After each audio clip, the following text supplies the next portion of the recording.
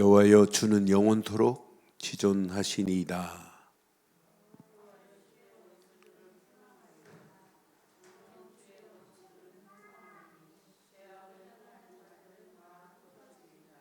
그러나 주께서 내 뿔을 들소의 뿔같이 높이셨으며 내게 신선한 기름을 부으셨나이다.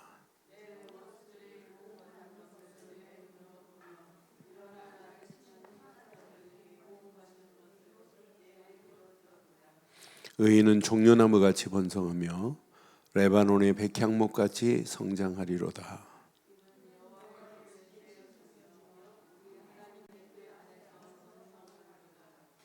함께합니다.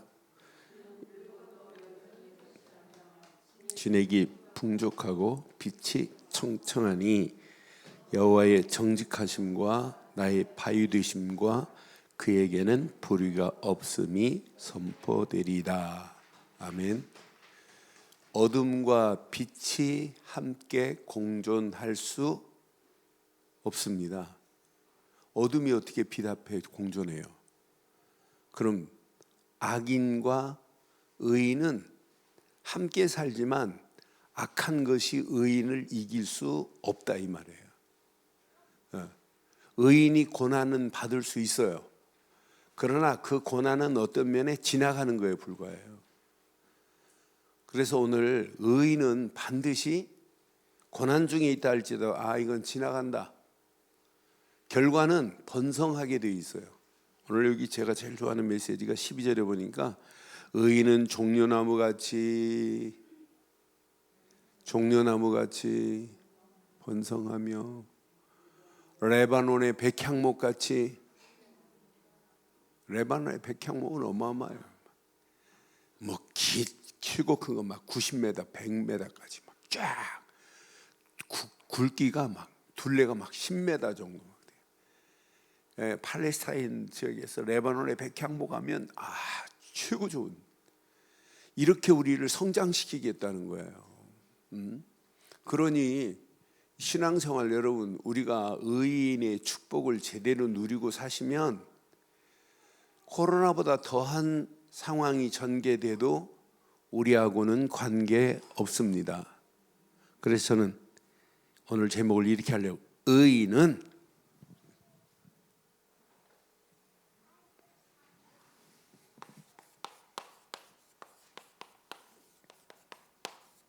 반드시 번성하리라. 이렇게. 의인은요, 고난 당할 수 있습니다. 그런데 고난은 지나가는 거에 불과해요. 결과는 의인은 반드시 승리하고 의인은 번성하게 되어 있습니다. 여러분, 세상은 이렇게 두 가지가 공존한다니까요. 의인도 공존하지만 악인도 공존해요. 근데 의인은 누가 역사하시냐? 성령이 역사하시고 의인은 하나님이 함께하는 거예요. 악인은 악한 영, 사단과 함께한다, 마귀하고 함께한다니까요. 그런데 이 문제는 이 마귀놈이 의인을 공격하려고 하기는 해요. 의인을 공격할 수 있다니까요. 의인을 넘어뜨리려고 할 수 있다니까요. 그런데 어떤 자를 넘어뜨리겠어요? 어떤 자를 넘어뜨려요? 여러분, 신앙생활 상처 가지고 있으면 상처를 타고 들어와요, 여러분이. 자, 신앙생활 이렇게 잘못된 틀을 가지고 하는 자를 공격하지, 바른 틀을 가지고 있는 자는 절대 공격할 수 없어요. 신앙생활 엉뚱한 다른 것을 붙잡으니까 문제 오는 거지, 진짜 하나님이 주신 것만 붙잡으면 돼요. 그래서 우리 교회가 계속 바른 틀을 말해주는 거예요. 예수는 그리스도라고, 바른 틀. 6월절 어린 양의 피, 보라 처녀가 잉태하여 아들을 낳을 것인데, 이 정확한 의인의 축복의 비밀을 말하는 교회, 이 언약을 붙잡은 개인, 가정은 악한 것이 절대로 우리를 넘어뜨리지 못하게 될 줄 확신합니다. 오늘도 우리는 공존한다니까요. 성경을 자세히 보면 볼수록 성경은 이렇게 의인과 이렇게 악인이 공존해요. 그런데 항상 의인이 승리하지 악인이 승리한 적이 없어요. 자, 이것 보고 놀라지 마세요. 은혜 받지 마세요. 시편 78편 하면 여러분, 악인의 형통함을 보고 의인이 은혜 받아요.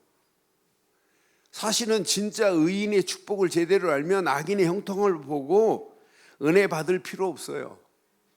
악인이 형통한 것이 형통합니까? 악한 것이 악인의 형통함이 이게 형통함의 축복을 끝까지 누릴 수 있어요? 어디 들어갈 때 알아요? 네? 성소에 들어갈 때 보니까 마지막 성소에 들어갈 때 보니까 망하는 길로 가거든요. 종말을 보니까 악인이 잘 된 게 아니구나. 그러니까 여러분 주변에 하나님 모르고 잘 된 사람, 그것도 하나님도 정확하게 알고 신앙생활 바르게 하는 사람과 그냥 껍데기만 가지고 교회 왔다 갔다 하는 신앙생활은 솔직히 불신자하고 비슷해요. 모양만, 문형만 다른 거지. 그러니까 바르고 정확해야 돼요. 오늘 의인의 정확한 비밀을 오늘 말씀드릴 테니까 저는 아침에 이 말씀 묵상하는 중에 하나님 맞습니다. 의인은 반드시 패망하는데 악인은 패망하는데 악인들이 지금 잘 나가는 것처럼 보여도 저건 잘 나가는 게 아닌데 여러분 의인 욥 한번 볼래요? 욥기 1장 18절부터 22절 보면 의인 욥은 의인이에요. 그런데 의인 욥이 고난을 당해요. 어려움을 당해요. 그런데 의인 욥이 어려움을 당하는 그 상황을 누가 지금 보고 계세요? 하나님이 보고 있어요. 하나님, 욥에게 축복하셨으니까 그러지. 욥 재산 싹 날려보세요.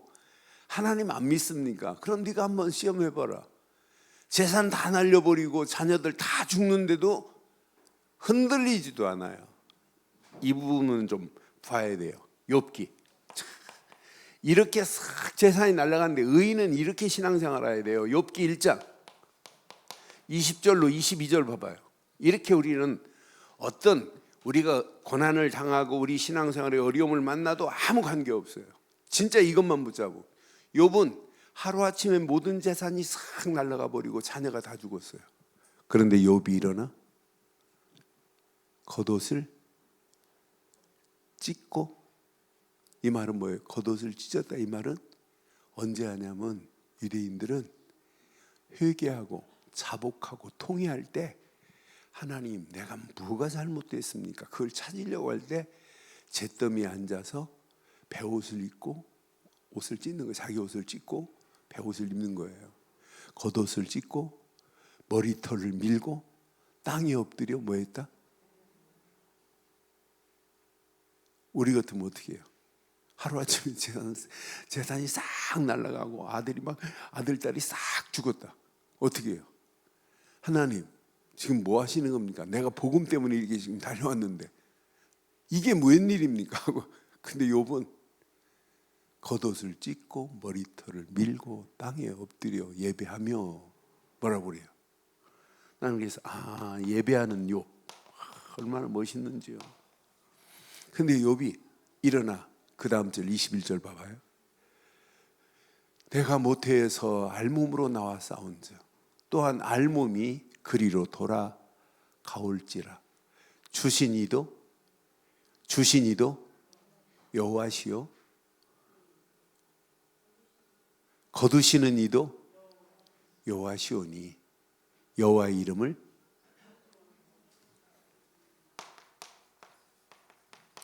소유관을 분명히 하고 그분을 찬송해요.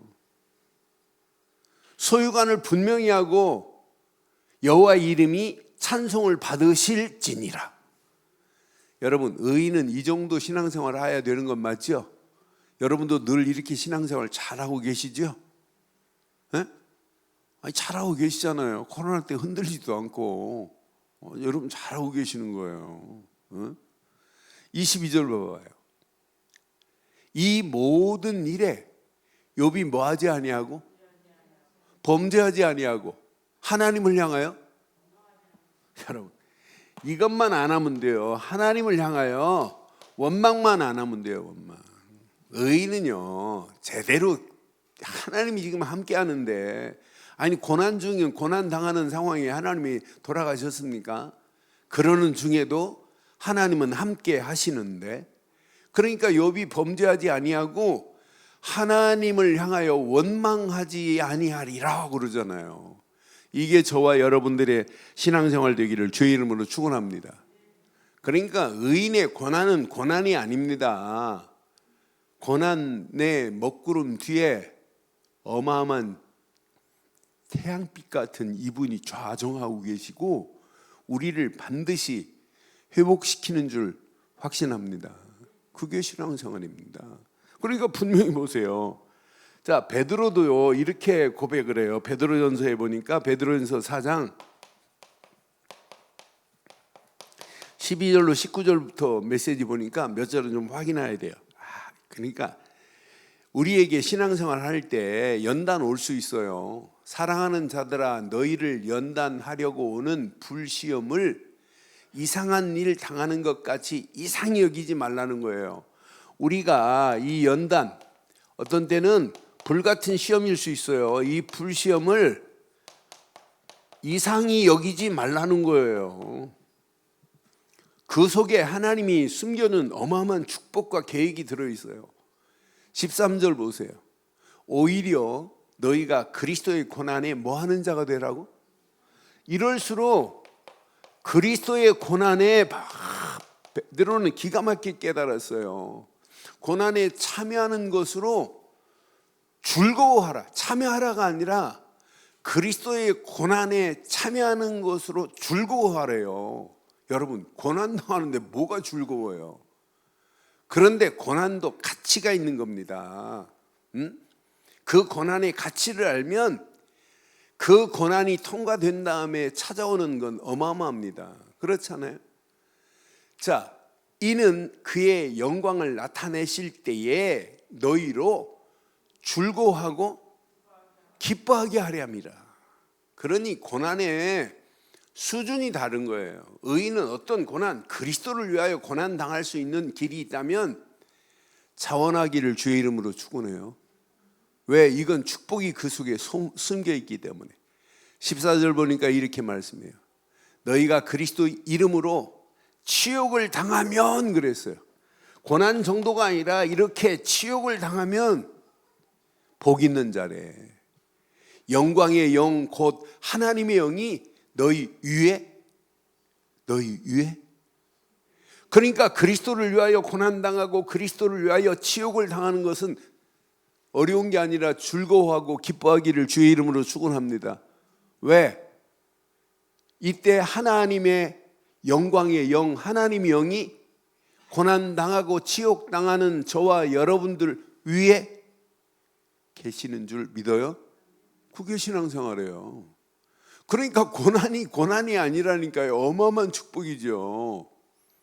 여러분 전쟁 나보세요. 전쟁 나가지고 진짜 전쟁에 생명 걸고 나가서 고지를 점령하는 자가 있는가 하면 굴에 토굴에 숨어서 지 목숨 총 안 맞으려고 숨어 있는 자가 있고, 어떤 자는 도망가는 자 있어요.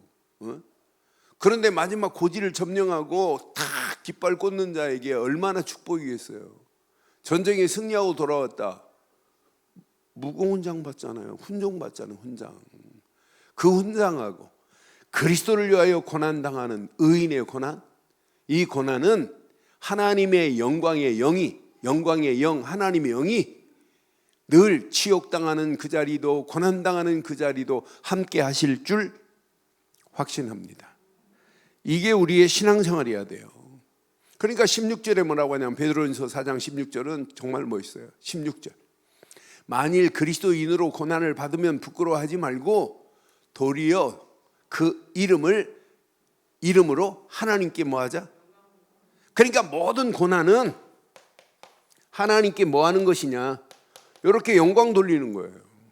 고난 당한다? 이건 하나님께 영광 돌릴 수 있는 찬스구나 이렇게 생각하면 딱 맞는 거예요. 19절에 분명히 또 이렇게 말씀해요.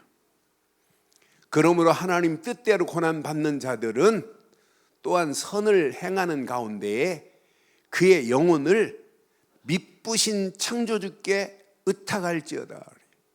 여러분, 하나님 뜻대로 고난을 받는 자는 복 중에 복입니다. 하나님의 영광을 위하여 결단했다. 이것만큼 복이 어디 있겠어요? 내 영혼을 그분이 책임지실 건데, 그분은 창조주신데. 그러니까 오늘 본문에도, 오늘 읽은 부분도 중요한 메시지예요.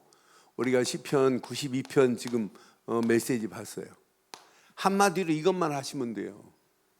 우리는 영원토록 이분만 의지하세요. 지존자만 의지하시면 돼요. 그래 8절에 이렇게 말씀하죠. 오늘 본문 8절. 여호와여 주는 시작. 영원토록 지존하시나이다. 지존이라는 말은 이를 찌자거든요. 이를 찌자. 이를 찌자예요. 그러니까 이를 찌자에다가 존경할 존자인데 영원히 대대로 이어서 존경받으실 분은, 끝까지 존경받으실 분은 한 분밖에 없어요. 그런데 세상에서는 지존을 왕을 지존이라고 그래요.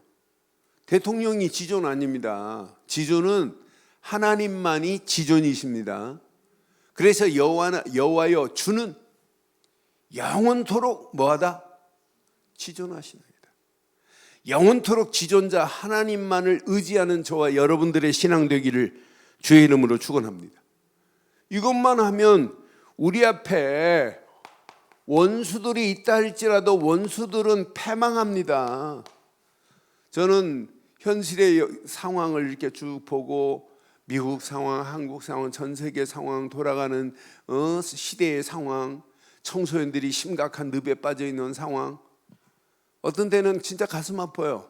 안타깝기도 하고, 어떤 때는 진짜 나가서 뭔가 소리도 치고 싶고 하는 마음도 있어요. 그런데 그게 아니라 하나님만이 하실 수 있어요. 그러니까 지금 대한민국에서 많은 사람이 트럼프가 되기를 원했는데 지금 바뀌어졌어요. 그런데 하나님이 모르시겠어요? 하나님은 다 알고 계세요. 다 보고 계세요. 그러니까 어떤 환경, 상황을 만나도 원망할 필요 없어요. 반드시 하나님은 하나님의 영광을 가리는 나라도, 대통령도, 하나님의 이름을 모욕하는 그 민족도 하나님은 가만둔 적이 한 번도 없어요. 하나님은 반드시 역사하시기 때문에 원수들을 패망하게 되어 있어요. 의인의 가는 길을 핍박한다. 핍박하는 그 악한 것은 패망하게 되어 있다니까요. 오늘 메시지 잘 기억하시고, 분명히 오늘 여호와여 주의 원수들은 패망하리이다. 분명히 말씀했죠. 정령 주의 원수들은 패망하리니, 죄악을 행하는 자들은 다 어떻게 된다고요? 이렇게 죄의 악을 행하는 자는 다 하나님의 시간표 속에 다 없어지는 날이 와요. 그러니 우리가 의의 깃발을 제대로 들고 가는 것이 이게 신앙생활입니다. 의인은 이런 원수들이 이렇게 하는 동안에 하나님은 분명히 약속했어요. 이렇게 종려나무처럼 이렇게 번성하게 만들겠대. 의인을 레바논의 백향목처럼, 이 백향목처럼 반드시 하나님이 성장하시게 하겠대. 저와 여러분들이 오늘 종려나무처럼 번성하고 레바논의 백향목처럼 성장하는 축복이 있기를 주의 이름으로 축원합니다. 그럼 의인의 축복이 뭐냐? 이걸 정확하게 오늘 붙잡기만 하시면 반드시 됩니다. 맨 마지막 절에 보니까 분명히 말씀해요. 오늘 시편 분명히 우리가 이 땅에 살아가는 동안, 그 다음 절 한번 봐봐요. 아니 14절 봐봐요. 13절 봐봐요. 자, 이는 여호와의 집에 집에서? 여호와의 집에 뭐 할 것이고? 아무리 레바논의 백향목이 풍성하다 할지라도 어디에 심겨 있냐 따라서 달라지는 거예요. 종려나무가 이렇게 번성한다 할지라도 어디에 심겨져 있느냐가 중요한 거 아니에요? 저와 여러분들이 아무리 지금 잘 나가도 어디에 심겨져야 돼요? 여호와의 집에 심겨지는 나무 되기를 바랍니다. 여호와의 집에 심겨짐이요, 이게 축복 중에 축복 아니에요? 하나님 모르고 잘 나가고 번성하고 성장하면 뭐합니까? 그건 망하는 것인데. 그래서 우리 하나님의 뜰 안에서만이 번성해요. 하나님의 뜰 안에서 번성함이 진짜 번성한 것이지, 하나님의 뜰 안에서 성장하는 게 성장하는 것이지, 하나님 뜰 밖에서 성장하는 건 성장이 아니에요. 그러니까 마귀가 지금 이 비밀을 틀리게 알고 있고 잘못 알고 있다, 특히 후대들이 이걸 모른다, 그럼 후대들을 마귀가 공격하게 돼 있어요. 이건 모르는 자를 공격한다니까. 이 어마어마한 비밀을 모르는 자를 지금도 요놈 마귀 새끼가 지금도 공격하고 있어요. 이 비밀을 못 누리는 자들. 그런데 이것만 누리면 어떤 환경이 와도 하나님께 심겨지고 하나님 뜰 안에서 놀기를 주의 이름으로 축원해요. 그러니까 왜 포로로 갔을까요? 왜 70년 동안 바벨론에 포로로 갔을까요? 언약을 떠났기 때문에, 하나님 품을 떠났기 때문에. 그래서 이사야서 66장 맨 마지막 절 10절로 14절 보면 그들이 하나님 품에 안기는 순간 끝나는 거예요. 하나님 품에 안겨야만이 그들이 행복하게 돼 있어요. 그러니까 신앙생활도 마찬가지로 늘 여호와의 집에 심겨지는 종려나무 되기를 바랍니다. 여호와의 집에 심겨지는 백향목같이 신앙생활 하시기를 바라요. 하나님의 뜰 안에 번성해야 돼요. 하나님 뜰 밖에는 아무리 번성하다 할지라도 그건 잘못된 겁니다. 망하는 길로 가는 거예요.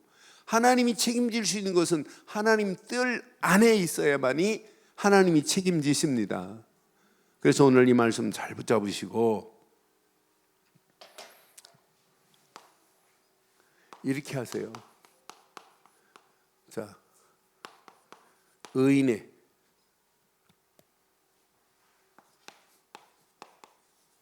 번성함에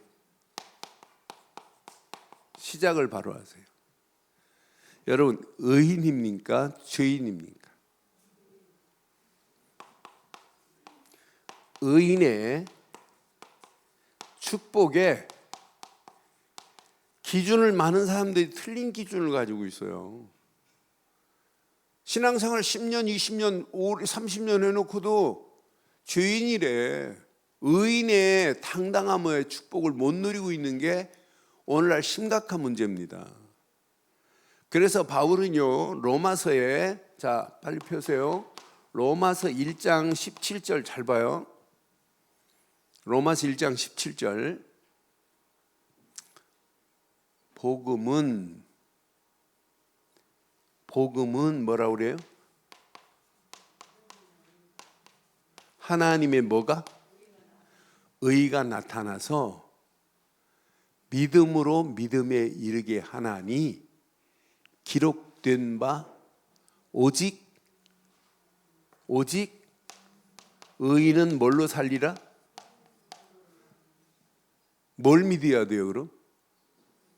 복음을 믿어야 되는 거예요. 복음만이에요. 복음만이. 그러니까 복음을 로마서 1장 2절 3절에 정확하게 복음을 말하고는 17절에 이렇게 정확하게 말해요. 복음 말고는 그럼 하나님의 의가 나타나는 곳이 있느냐? 없어요. 하나님의 의의 기준은 복음 되시는 예수 그리스도만이 의의 기준입니다. 그럼 예수를 그리스도로 믿는 순간에 이 믿음을 가지고 있으면 하나님이 의인으로 인정하는 거예요. 그래서 우리가 로마서 3장 우리는 잘 알고 있잖아요. 23절로 26절 잘 붙잡으시고 이제 당당해야 돼요. 당당하게. 응? 자녀들한테 너 죄인이냐 의인이냐 물어보세요. 그럼 100% 죄인입니다 이럴 겁니다. 정확하게 설명해 주세요. 하나님이 내신 의의 기준은 예수 그리스도를 믿는 순간에 죄인이 아니고 의인이다. 마귀 자녀가 아니라 하나님 자녀다. 정확하게 말해줘야 돼요. 로마 3장 23절 모든 사람이 죄를 범하였음에 하나님의 영광에 이르지 못하더니 24절 그리스도 예수 안에 있는 속량으로 말미암아 하나님의 은혜로 값없이 내가 뭘 지불해야 돼요? 값없이 의롭다 하심을 얻은 자가 되었느니라 그랬어요. 오늘 이 말씀 붙잡고 진짜 그리스도 예수 안에서 속량함을 받은 저와 여러분들이 맞다면 누가 뭐래도 우리는 의인입니다. 25절 봐요. 얼마나 멋있어요.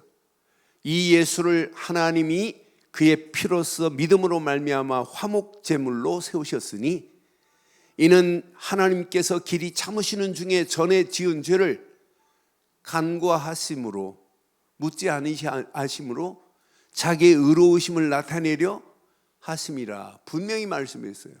믿는 저와 여러분들이 26절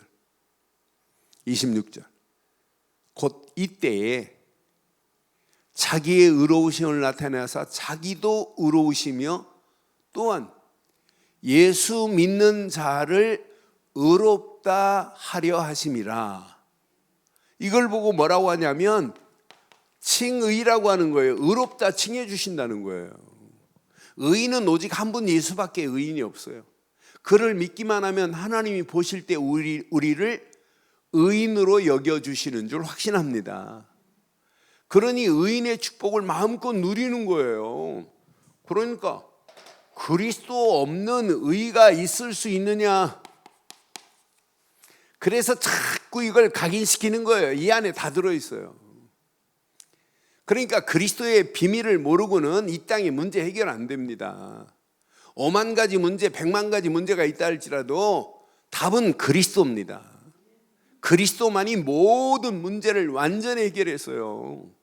그래서 여러분 복음 붙잡으면 안 돼요. 복음 붙잡지 마세요. 절대 복음을 붙잡아야 된다니까. 완전한 복음을 붙잡아야 된다니까. 복음 머리로 알고 있는 거 가지고 안 된다니까. 이거 없이는 나는 죽는다. 사실적으로 붙잡아야 진짜 사는 줄 확신합니다. 우리는 누가 뭐래도 하나님이 보실 때 의인으로 인정하시는 줄 확신합니다. 이런 자가 당하는 고난은 고난이 아니다 이 말이에요. 이런 자의 고난은 수준이 있는 고난을 당하는 거예요. 수준 있는 고난 속으로 들어가는 거예요. 하나님, 내가 그리스도의 고난에 동참하는 자가 되게 하시고 그리스도를 위하여 치욕을 당한다 할지라도 내가 기뻐하고 즐거워하리이다. 내가 하나님께만 영광을 돌리겠나이다 라고 하면 우리 앞에 있는 모든 흑암 저주는 완전히 무너지는 역사가 일어나게 될 줄 확신합니다. 의인에게는 놀라운 축복이 있어요. 의인의 복 중에 의인은 하나님 앞에 간구할 수 있는 길이 열려졌어요. 하나님과 소통할 수 있는 통로가 생겼어요. 아니 의인이 아닌데 하나님이 간구를 들으십니까? 성경은 분명히 우리에게 이렇게 정확하게 말하고 있어요. 의인의 간구를. 자, 베드로전서 3장 12절에 보니까 베드로가 정확하게 알고 있어요. 자, 뭐라고 말해요? 베드로전서 3장 12절. 주의 눈은 어디를 향하시고? 의인을 향하시고, 주의 귀는 의인의 간구에 귀를 기울이고 계시다니까요. 주의 얼굴은 악행하는 자들을 대하시니라. 여러분, 주의 눈은 지금도 여러분들을 지금 향하고 있다니까. 의인을 향하고 계시고, 주의 귀는 의인들의 간구에 귀를 기울이시되 주의 얼굴은 악행하는 자들을 지금 대하고 있어요. 그러니까 우리가 악한 자들을 향하여 우리가 싸우려고 하지 마시고 하나님 아시지요라고 하나님께 보고만 하면 하나님이 알아서 하실 줄 확신합니다. 그러니까 우리가 간구할 수 있는 이 어마어마한 비밀을 가지고 있다. 야고보도 정확하게 야고보서 5장 16절에 의인의 간구는 역사하는 힘이 있다니까요.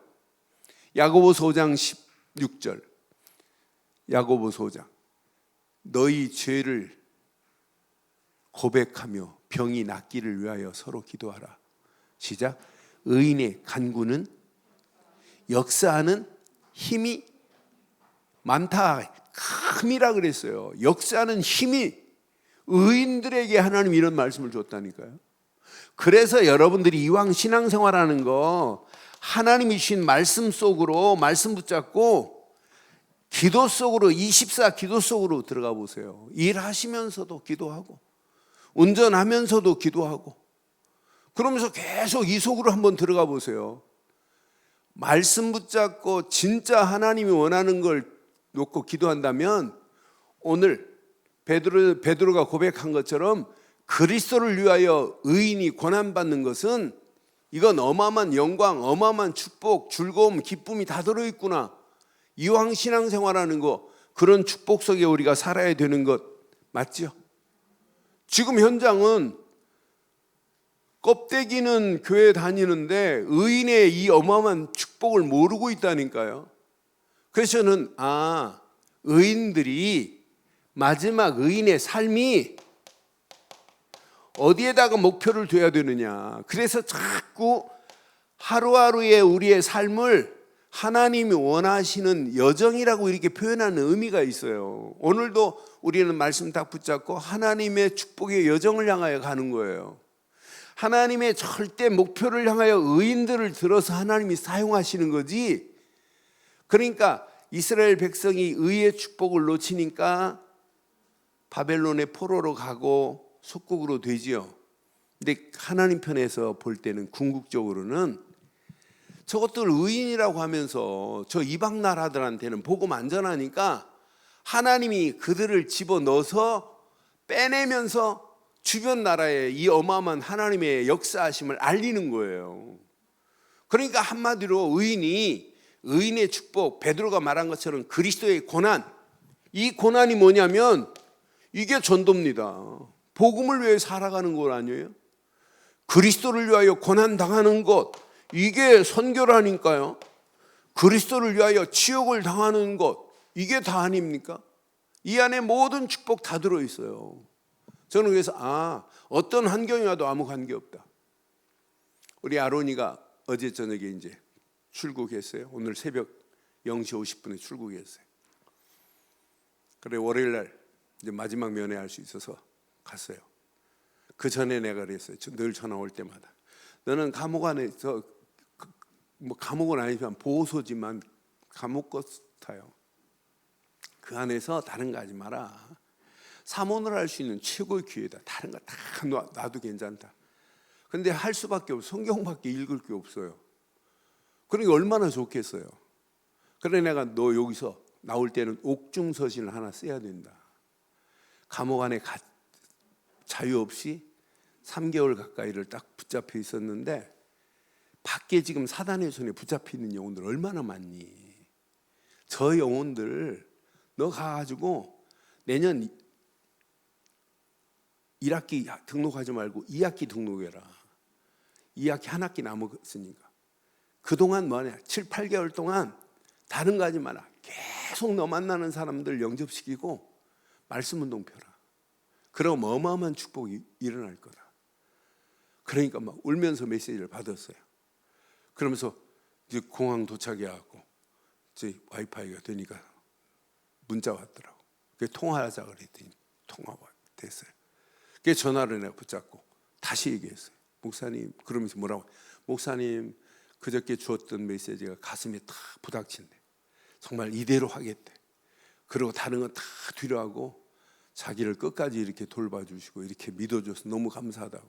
그래서 너는 이제 내가 졸업하고 너를 선교사로 보내려고 그랬는데 미리 선교사로 보내는 거다. 너 진짜 한번 멋진 작품을 한번 만들어보자. 그래 말귀를 알아들었어요. 그러니까 육신적으로 고난당하는 그 현장이, 그런데 그 안에서 많은 사람들에게 이 복음만 해서 영접시키고 이 운동이 일어났어요. 감옥 안에서. 얼마나 감사해요. 그렇다고 우리가 꼭 감옥 들어가서 영접시키고 하는 것이 아니라, 그러니까 우리가 지금 처해 있는 환경에 어떤 어려움이 와도 그리스도를 위하여 고난당하는 건 고난이 아닙니다. 기쁨과 즐거움입니다. 그리스도를 위하여 치욕당하는 것, 하나님께 영광 돌릴 수 있는 기회가 되기를 주의 이름으로 축원합니다. 그러니까 지금 사단은 지금 악한 현장을 자기 것으로 완전히 자기 도성을 만들려고, 악한 사단은 세상 나라를 만들려고 하고 마귀 나라를 지금 만들려고 가진 괴계를 부리잖아요. 의인의 축복을 모르는 자들을 자꾸 지금 끌고 들어가려고 하잖아요. 상처받은 거 가지고 끌고 들어 잡히고, 어떤 사람은 자기 틀린 것 가지고 있다가 잡히고, 다른 것 가지고 있다 잡히고, 성경책 끼고 있는데 틀린 신비주의 율법주의 하다가 마귀한테 다 붙잡혀 있잖아요. 무속인 한 분 몇 집만 찾아가 보세요. 예전에 교회 다녀보셨어요? 가서 전도하지 말고 물어만 봐요. 70% 80%가 예전에 다 교회 다녔어요. 뭐 했냐? 교회 와가지고 신비주의 하다가 다 귀신 들린 거예요.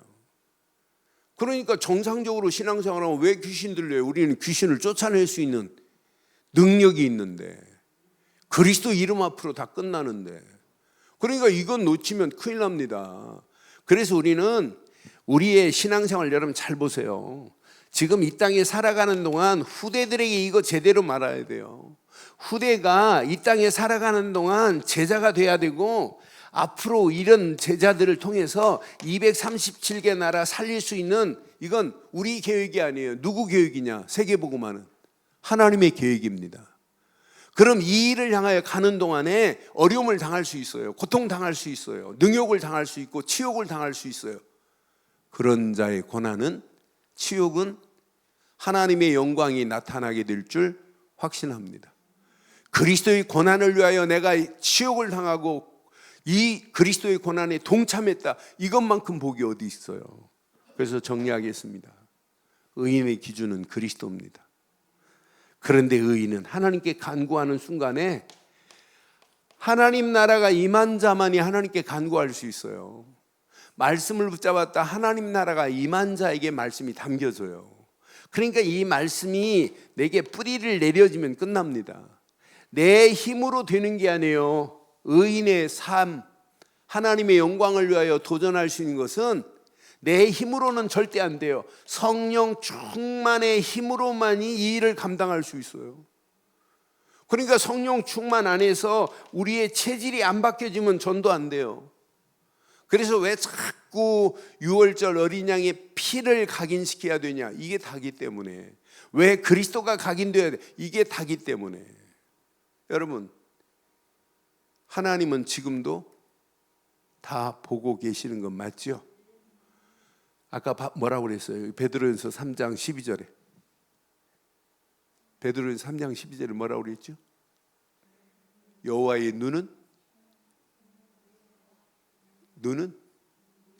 의인을 향하시고, 여호와의 귀는 의인의 간구에 귀를 기울이시고, 그의 얼굴은 악행하는 자들을 대하신다고 그랬어요. 지금 여호와의 눈은 의인을 향하고 계세요. 우리 보고 뭐 하라고. 나는 그래서 여호와의 눈, 시선, 하나님의 시선은 지금 누구를 향하고 계셔야 되냐. 오늘 결론 내리겠습니다.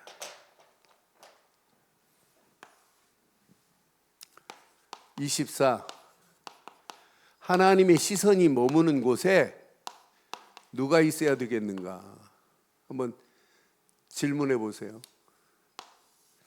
하나님의 시선이 어떤 자에게 머무르고 계시나요? 교회 생활 열심히 잘하는 사람? 아닙니다. 오직 그리스도라고 하는 바른 신앙의 기준, 올바른 신앙의 기준을 가진 자에게 하나님의 시선이 머물러 계십니다. 하나님의 시선은 그리스도 안에 있는 자에게만 시선이 머물러 있어요. 지금 하나님의 시선은 어디에 있느냐? 오직 말씀과 기도 속에 있는 자를 향하여 하나님의 시선은 머물러 있어요. 그래서 우리가 24 계속 말씀 붙잡아야 되고 24 기도 속으로 들어가야 돼요. 하나님의 시선은 여기에 머물러 있다니까. 여기에 하나님의 시선이 머무는 곳에 여러분 거하지 않으면 여러분 우리는 잘못된 거예요. 분명히 주의 얼굴은 의인을 향하여 가신다고 그랬는데 분명히 그리스도 안에 있을 때 하나님의 시선이 머무는 거 아니에요? 말씀과 기도 속에 있을 때 하나님의 시선은 더 집중하실 줄 확신합니다. 마지막, 하나님의 시선은 어디에 있을까요? 오직 하나님의 계획, 하나님의 영광이 드러나야 할 곳에 하나님의 시선은 머물러 있어요. 우리가 그래서 왜 사도행전 1장 8절은 지금도 성취되는데 이거 안 붙잡으면 안 된다니까. 오직 성령 충만, 그 안에서 권능, 그 안에서 증인으로 살아가는 그에게 하나님의 시선은 머물러 계시는 줄 확신합니다. 하나님의 시선이 머무는 곳에 저와 여러분들이 거하시고 여러분의 가정이, 여러분이 하시는 손길이, 여러분 자녀가, 우리 교회가 하나님의 시선이 머무는 곳에 거하는 축복된 교회 되기를 주의 이름으로 축원합니다.